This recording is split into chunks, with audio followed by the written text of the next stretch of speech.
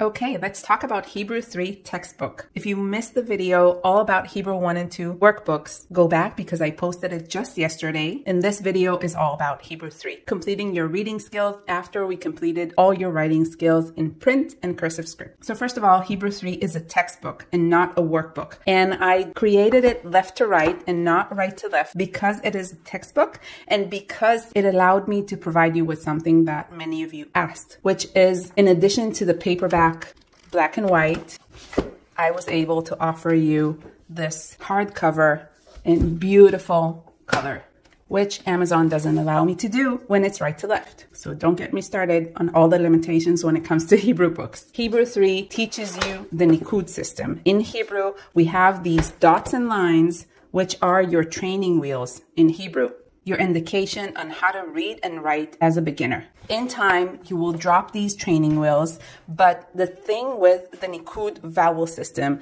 is that it is such a challenge for so many people. This is where so many people just drop and give up on their goal of reading and writing Hebrew, which is why I dedicated months, and I mean literally months, on simplifying the vowel system, the Nikot system. So I take you step by step from teaching you the difference between consonants and vowels, comparing English to Hebrew, because it is always tailored to English speakers, and we always try using my methods to transition from English to Hebrew. And then step by step, using associations, you learn a simplified version that covers all that you need in order to read and write anything in Hebrew. So this textbook teaches you over 100 new words, in addition to all the words that you learned in Hebrew 1 and Hebrew 2, how to read, write, and also practice and retain all that you've learned. And if you remember in the video on Hebrew 1 and 2, I said that the video for Hebrew 3 is inside the book. One very important thing that I want to say about it, which is my mistake, is that the URL that you find inside Hebrew 3 for your practice, which is so helpful, is all lowercase. So when you use the URL in the book, make sure that you type it in lowercase only. And another thing that I want to say and apologize for is one typo that I have in the book that I just corrected. So if you're going to buy it now, I hope it won't be there. But if you already have the book, please go to page 100 and fix this to an O. This is my typo. Although I proofed the book a million times, there's always one that sneaks up on you. So this should be an O, and I apologize for that.